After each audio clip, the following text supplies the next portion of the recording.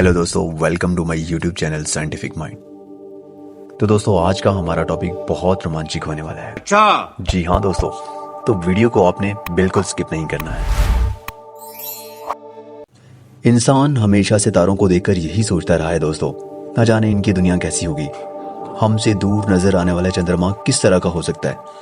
तो दोस्तों, इसी तरह हमारे वैज्ञानिक भी इसी एक नई दुनिया की तलाश में मगन है। साइंटिस्ट ने इस नई दुनिया की तलाश में बहुत सारे स्पेस मिशन लॉन्च कर चुके हैं, जिन्होंने स्पेस की मिस्ट्रीज को मजीद कॉम्प्लिकेटेड कर दिया है दोस्तों। मगर आपको पता है, इन सब मिशंस में सबसे ज्यादा स्पेस मिशन 5 सितंबर 1977 को लॉन्च किया गया वॉयेजर प्रोग्राम बेहद खास और दिलचस्प है दोस्तों। इस स्पेसक्राफ्ट को लॉन्च करने का क्या मकसद था? सवाल यह है कि इस स्पेस प्रोब को करोड़ों किलोमीटर दूर क्यों भेजा जा रहा था दोस्तों। तो मैं आपको बता दूं कि इसका बेसिक पर्पस सैटर्न और जुपिटर की जानकारी इकट्ठी करने के लिए पृथ्वी से भेजा गया था, और चांद और सैटर्न रिंग्स का बारीकी से स्टडी भी करना था। हेलोस्फीयर और सोलर विंड्स, इन सब चीजों से पर्दा उठाने में हमारा वॉयेजर 1 कामयाब भी रहा है दोस्तों। वॉयेजर से पहले हम इन प्लैनेट्स को जस्ट एक थ्योरी का हिस्सा समझते थे, और हमने इनको एक थ्योरी में ही स्टडी किया था बस।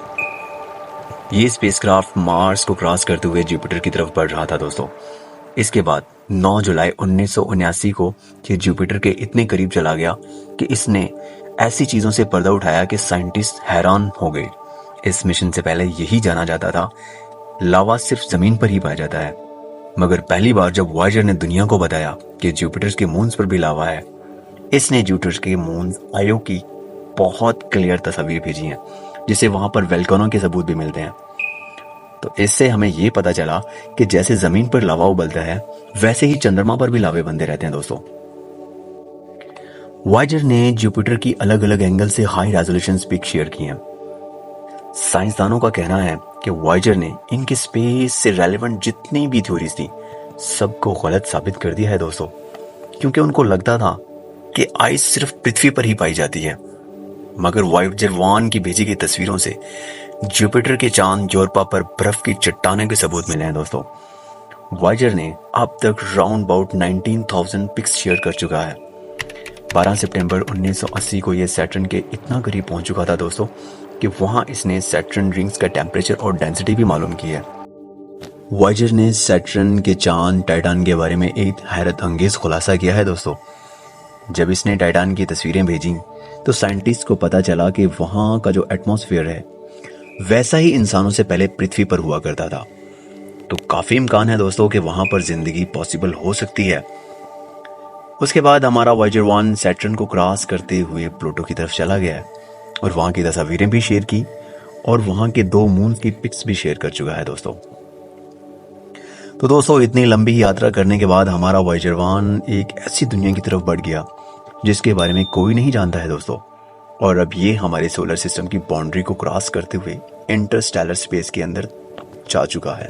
इंटरस्टेलर स्पेस में पहुंचने के बाद इसने 2 मुख्तलिफ किस्म की आवाजें रिकॉर्ड करके नासा को भेजी हैं।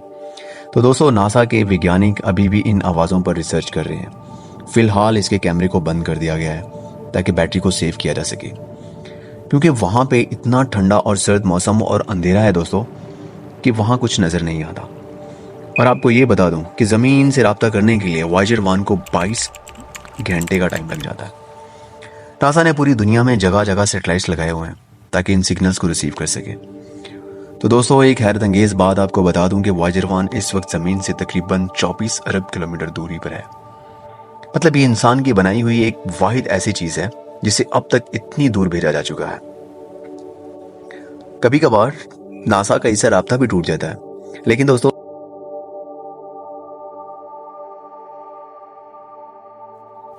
अगर आपको लगता है कि वॉयेजर 1 सिर्फ तस्वीरों के लिए बनाया गया है, तो आपका ख्याल बिल्कुल गलत है दोस्तों। इसके अंदर इंसानों का मुकम्मल डाटा भेजा गया है।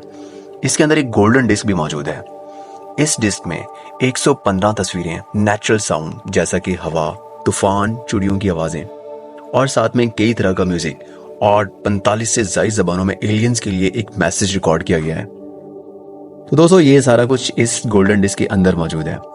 इस डिस्क को कैसे चलाना है वो भी इस डिस्क के ऊपर ही लिखा हुआ आप देख सकते हैं। तो दोस्तों, है ना इंटरेस्टिंग बात?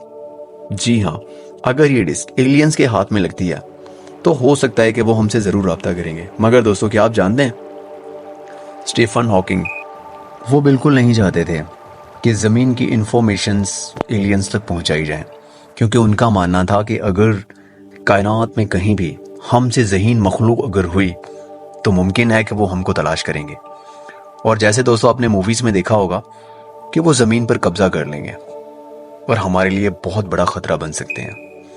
यानी आप कह सकते हैं कि वॉयेजर 1 एक स्पेस मिशन ही नहीं है दोस्तों, बल्कि दूर एक नई दुनिया में भेजा गया एक संदेश और एक पैगाम भी है दोस्तों, जिसके जरिए एलियंस हमसे राब्ता कर सकते हैं। तो दोस्तों, आपको क्या लगता है कि वॉयेजर 1 हम ह्यूमंस के लिए एक नया घर ढूंढ सकता है या नहीं? कमेंट करके हमें ज़रूर बताएं। और हाँ, साथ ही साथ हमारा चैनल सब्सक्राइब करें और दोस्तों के साथ लास्ट में शेयर करें।